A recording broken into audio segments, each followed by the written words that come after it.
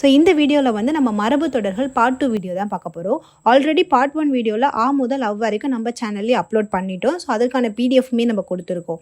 So இப்போ இந்த வீடியோவில் வந்து காக்கா கீக்கி வரிசையில் வர எல்லா வார்த்தைகளையுமே நம்ம பார்க்க போகிறோம். ஸோ இதோட பிடிஎஃப் வந்து நம்ம எல்லா பாட்டும் முடியும் போது கடைசியாக வந்து கொடுக்குறோம். ஸோ இப்போ வந்து வீடியோக்குள்ளே போகலாமா? ஃபஸ்ட்டு வார்த்தை பாருங்கள். கக்கட்டமிடுதல் அப்படின்னு சொன்னால் சிரிப்பில் உரைத்த சத்தமிடுதல் அப்படின்னு அர்த்தம். இக்கல் கரிசல் அப்படின்னு சொன்னால் கலங்கல் நீர் அப்படின்னு அர்த்தம். அடுத்து கக்கலும் விக்கலுமாய் அப்படின்னு சொன்னால் கதிர் ஈன்றதும் ஈனாததுமாய் அப்படின்னு அர்த்தம். அடுத்து கக்க வைத்தல் அப்படின்னு சொன்னால் நெருக்கி வாங்குதல் அப்படின்னு சொல்லி அர்த்தம். அடுத்து கங்கு கரை இல்லாமை அப்படின்னு சொன்னால் அளவின்மை அப்படின்னு அர்த்தம். அடுத்து கங்கணம் கட்டுதல் அப்படின்னு சொன்னால் ஒரு செயலை முடிக்க முனைந்து நிற்றல் அப்படின்னு அர்த்தம். அடுத்து கசகசத்தல் அப்படின்னு சொன்னால் வியர்த்தல் அப்படின்னு அர்த்தம். கசகசக்குதுன்னு சொல்லுவோம்ல. ஸோ அடுத்து கசகரணம் போடுதல் அப்படின்னு சொன்னால் பெரும் முயற்சி செய்தல் அப்படின்னு அர்த்தம். அடுத்து கசாகூலம் அப்படின்னு சொன்னால் குப்பை அப்படின்னு சொல்லி அர்த்தம். அடுத்து கச்சங்கட்டுதல் அப்படி இல்லைன்னா கச்சை கட்டுதல் அப்படின்னு சொன்னால் ஒரு செயலை முடிக்க வரிந்து கட்டி நிற்றல் அப்படின்னு சொல்லி அர்த்தம். அடுத்து கச்சந்தி அவிழ்த்தல் அப்படின்னு சொன்னால் பொய் மூட்டையை அவிழ்த்தல் அப்படின்னு அர்த்தம். அடுத்து கடன் கட்டாய் பேசுதல் அப்படின்னு சொன்னால் கடுமையாக பேசுதல் அப்படின்னு சொல்லி அர்த்தம். ஸோ அடுத்து பாருங்க, கடன் கழித்தல் அப்படின்னு சொன்னால் மனமின்றி செய்தல் அப்படின்னு அர்த்தம். அடுத்து கடுக்காய் கொடுத்தல் அப்படின்னு சொன்னால் ஏமாற்றி விடுதல் அப்படின்னு அர்த்தம். அடுத்து கடை கட்டுதல் அப்படின்னு சொன்னால் காரியத்தை நிறுத்தி விடுதல் அப்படி இல்லைன்னா கடையை மூடுதல் அப்படின்னு சொல்லி அர்த்தம். அடுத்து பாருங்க, கடை கெடுதல் அப்படின்னு சொன்னால் மிக இழிவடைதல் அப்படின்னு அர்த்தம். கடை தேறுதல் அப்படின்னு சொன்னால் ஈடேறுதல் அப்படின்னு அர்த்தம்.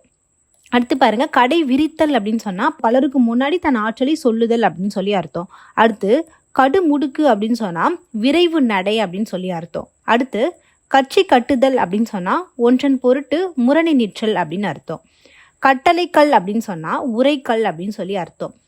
கட்டி சுருட்டுதல் அப்படின்னு சொன்னால் பொருளை சுருட்டி கட்டுதல் அப்படி இல்லைன்னா கடையை கட்டுதல் அப்படின்னு சொல்லி அர்த்தம். அடுத்து கட்டா கட்டி அப்படின்னு சொன்னால் விடாத்தன்மை அப்படி இல்லைன்னா விடாப்பிடி அப்படின்னு அர்த்தம். கட்டி வருதல் அப்படின்னு சொன்னால் ஊதியம் கூடி வருதல் அப்படின்னு சொல்லி அர்த்தம். அடுத்து கட்டி விடுதல் அப்படின்னு சொன்னால் பொய் செய்தி உண்டாக்குதல் அப்படின்னு அர்த்தம். கட்டுக்கதை அப்படின்னு சொன்னால் பொய் கதை அப்படின்னு அர்த்தம்.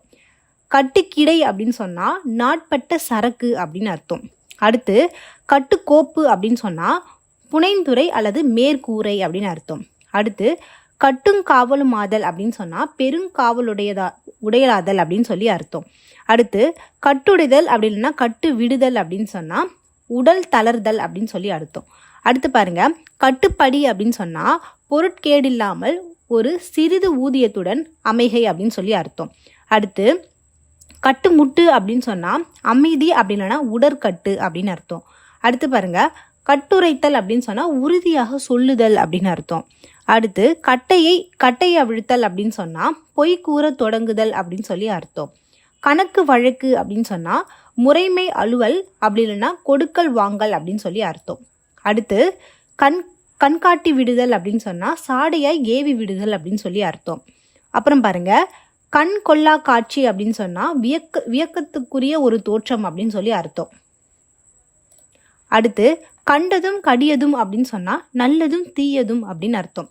கண்ட துண்டம் அப்படின்னு சொன்னால் பல துண்டம் அப்படின்னு சொல்லி அர்த்தம். கண்ட மட்டும் அப்படின்னு சொன்னால் மிகுதியாய் அப்படின்னு சொல்லி அர்த்தம். அடுத்து பாருங்க, கண்டாலும் முண்டானும் அப்படின்னு சொன்னால் வீட்டு தட்டு முட்டுக்கள் அப்படின்னு சொல்லி அர்த்தம். அடுத்து கண்டும் காணாமை அப்படின்னு சொன்னால் போதியதும் போதாதுமாக அப்படின்னு அர்த்தம். அடுத்து கண்டு முதல் அப்படின்னு சொன்னால் அடித்து முதலான தானியம் அப்படின்னு சொல்லி அர்த்தம். அடுத்து கண்ணா இருத்தல் அப்படின்னு சொன்னால் விழிப்பா இருத்தல் அல்லது அருமையாய் இருத்தல் அப்படின்னு சொல்லி அர்த்தம். கண்ணுக்கு கண்ணாதல் அப்படின்னு சொன்னால் மிக பாராட்டப்படுதல் அப்படி இல்லைன்னா அந்தரங்கமாய் இருத்தல் அப்படின்னு சொல்லி அர்த்தம். அடுத்து கண்ணும் கருத்துமாய் அப்படின்னு சொன்னால் முழு கவனிப்புடன் அப்படின்னு சொல்லி அர்த்தம். அடுத்து கண்ணெடுத்து பார்த்தல் அப்படின்னு சொன்னால் அருள் செய்தல் அப்படின்னு சொல்லி அர்த்தம். அடுத்து கண்ணை காட்டுதல் அப்படின்னு சொன்னால் கண் சாடை காட்டுதல் அப்படின்னு சொல்லி அர்த்தம். அடுத்து கண்ணோடுதல் அப்படின்னு சொன்னால் இறங்குதல் அப்படி இல்லைன்னா மேற்பார்வை பார்த்தல் அப்படின்னு சொல்லி அர்த்தம். அடுத்து பாருங்க, கண் பிதுங்குதல் அப்படின்னு சொன்னால் வேலை மிகுதியால் வருத்த மிகுதல் அப்படின்னு சொல்லி அர்த்தம். அடுத்து கண்மூடித்தனம் அப்படின்னு சொன்னால் கவனமின்மை அப்படின்னு அர்த்தம். கண் வளர்த்தல் அப்படின்னு சொன்னால் தூங்குதல் அப்படின்னு சொல்லி அர்த்தம். அடுத்து கண் விழிப்பு அப்படின்னு சொன்னால் சாக்கிரதை அப்படின்னு சொல்லி அர்த்தம். அடுத்து கதை கட்டுதல் அப்படின்னு சொன்னால் பொய் செய்தி கிளப்புதல் அப்படின்னு சொல்லி அர்த்தம். கதை பண்ணுதல் அப்படின்னு சொன்னால் கட்டி பேசுதல் அப்படின்னு சொல்லி அர்த்தம். அடுத்து கதை வளர்த்தல் அப்படின்னு சொன்னால் பேச்சை விரித்தல் அப்படின்னு சொல்லி அர்த்தம்.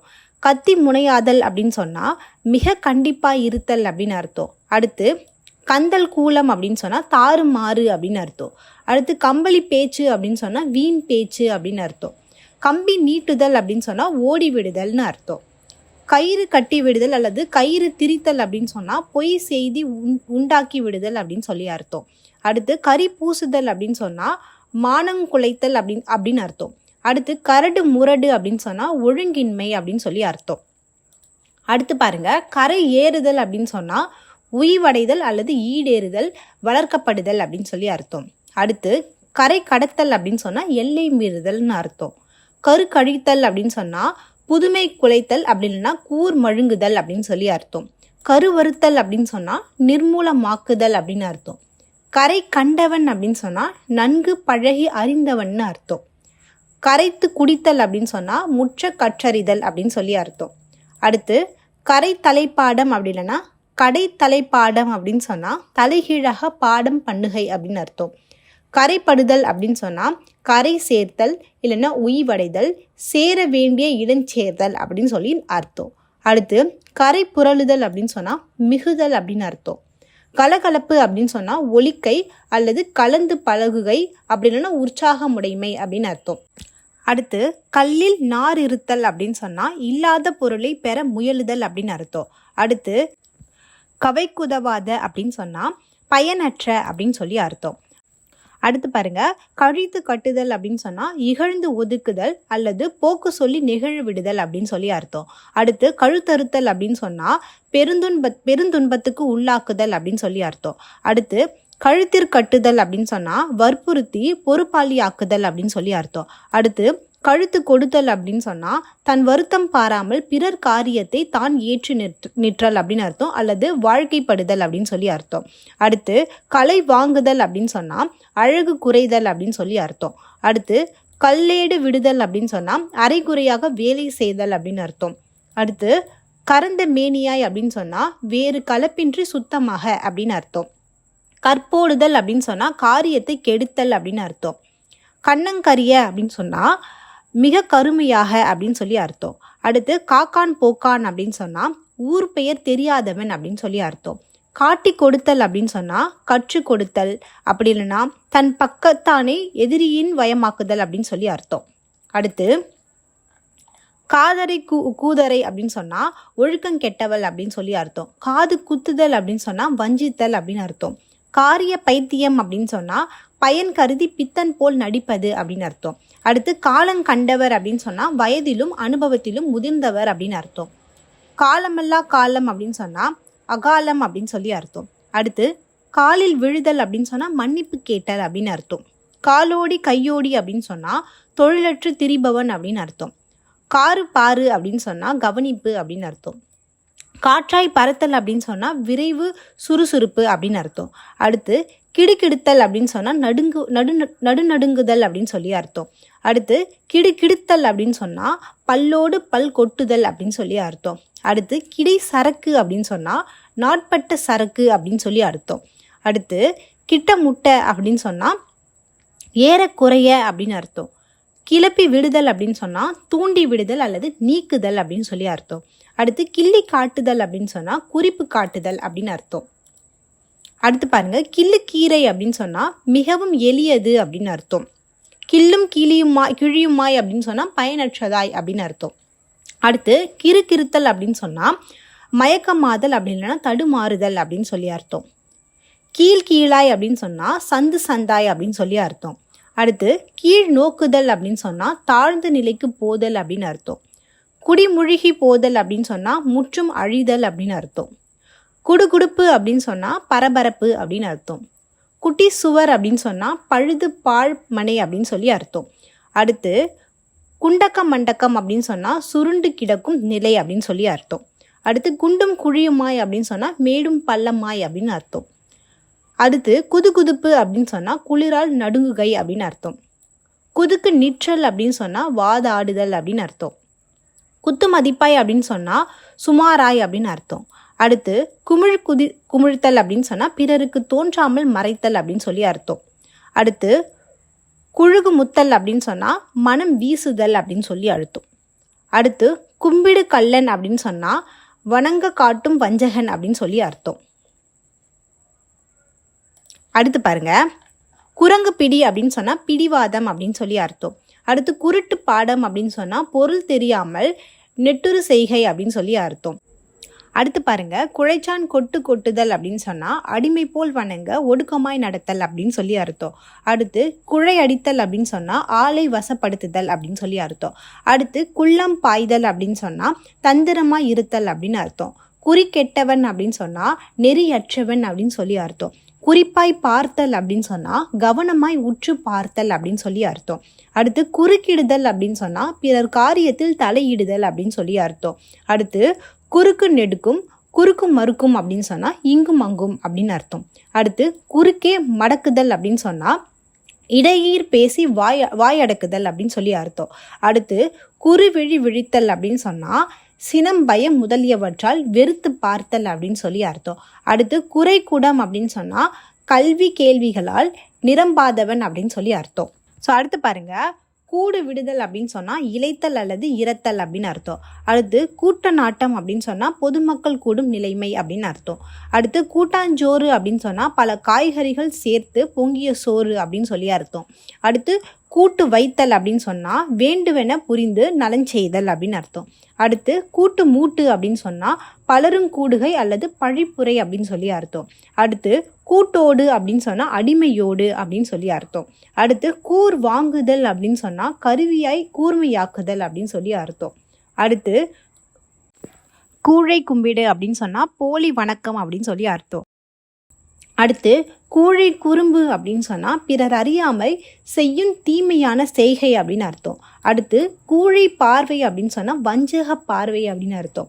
அடுத்து பாருங்க, கூறிட்டு மொழிதல் அப்படின்னு சொன்னால் வினாக்களுக்கு ஏற்ப பகுத்து கூறும் விடை அப்படின்னு அர்த்தம். அடுத்து கூரை கோட்படுதல் அப்படின்னு சொன்னால் ஆடையை பறிகொடுத்தல் அப்படின்னு சொல்லி அர்த்தம்.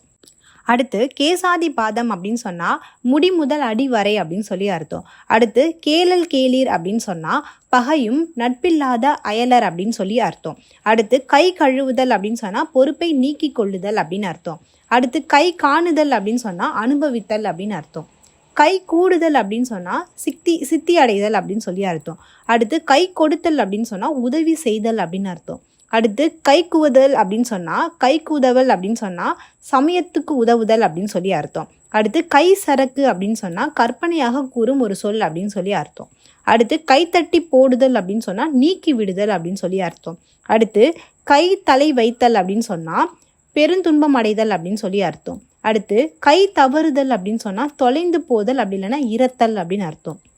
அடுத்து பாருங்க, கை நனைத்தல் அப்படின்னு சொன்னால் பிறர் வீட்டில் விருந்துண்ணல் அப்படின்னு அர்த்தம். அடுத்து கை நீட்டுதல் அப்படின்னு சொன்னால் திருடுதல் அப்படின்னு அர்த்தம். கை நோட்டம் அப்படின்னு சொன்னால் கையால் அளவிடும் ஒரு மதிப்பு அப்படின்னு சொல்லி அர்த்தம்.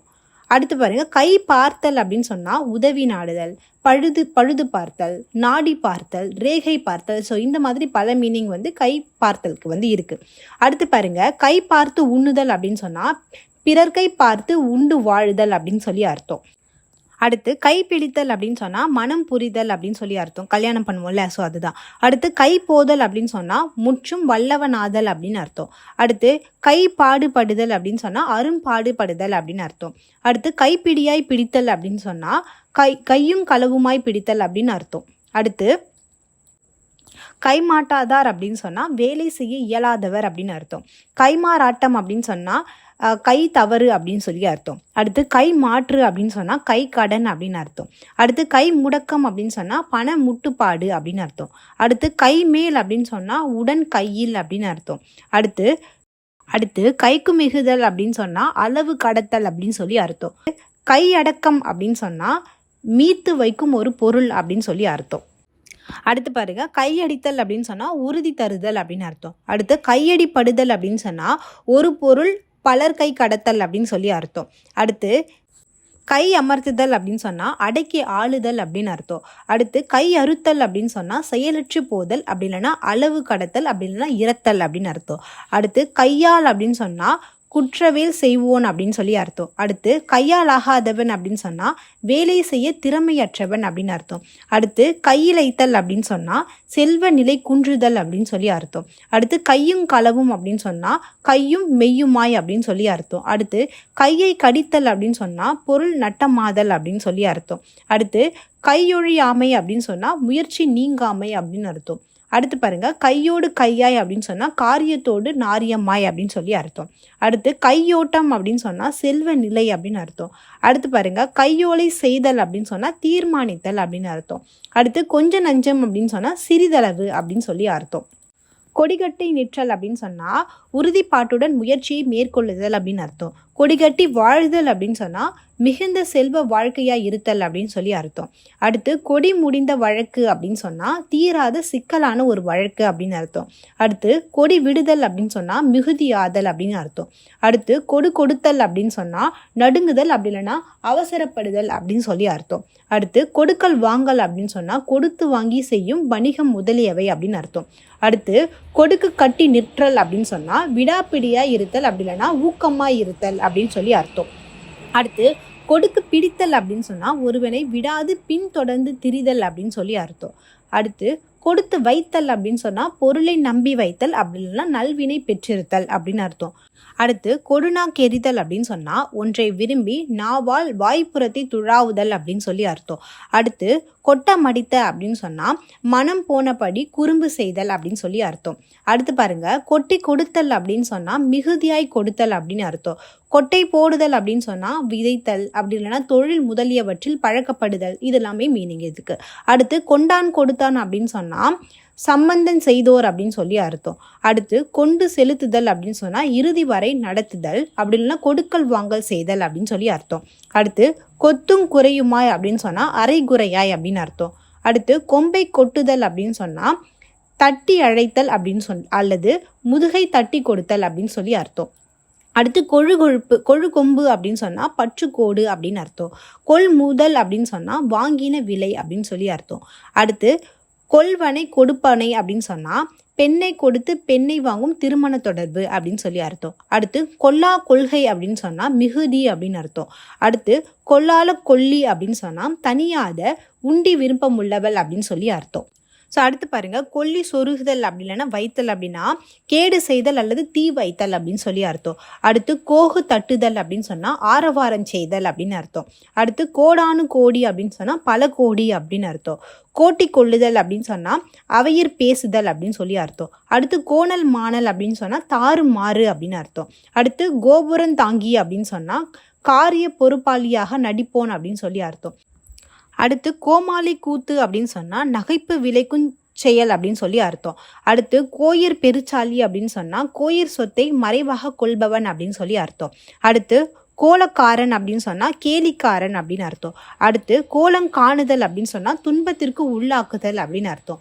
அடுத்து கோலாகலம் அப்படின்னு சொன்னால் கூக்குரல் ஆடம்பரம் அப்படின்னு அர்த்தம். அடுத்து கோலாகலம் பண்ணுதல் அப்படின்னு சொன்னால் ஒழுங்கினமாய் நடத்தல் அப்படின்னு அர்த்தம். அடுத்து கௌலி கட்டாய் சொல்லுதல் அப்படின்னு சொன்னால் குறி சொல்லி ஏமாற்றுதல் அப்படின்னு சொல்லி அர்த்தம். ஸோ இதோட பார்த்திங்கன்னா இந்த காக்கா கிக்கி வரிசை நம்ம ஃபுல்லாகவே முடிச்சிட்டோம். அடுத்த வீடியோவில் நம்ம சா வரிசையில் இருக்க எல்லா வார்த்தைகளுமே பார்க்கலாம். ஸோ இதே மாதிரி பார்த்திங்கன்னா ஒரு 6-7 பாட்டு இருக்குது. ஸோ எல்லாமே ஒவ்வொரு பாட்டாக நம்ம வீடியோவில் அப்லோட் பண்ணுவோம். ஸோ இதுக்கான பிடிஎஃப்மே எல்லா பாட்டும் முடிஞ்சதுக்கப்புறமா நம்மளுடைய சேனல்லே டிஸ்கிரிப்ஷனில் நம்ம இந்த லிங்க்கை அப்லோட் பண்ணுறோம். தேங்க்யூ.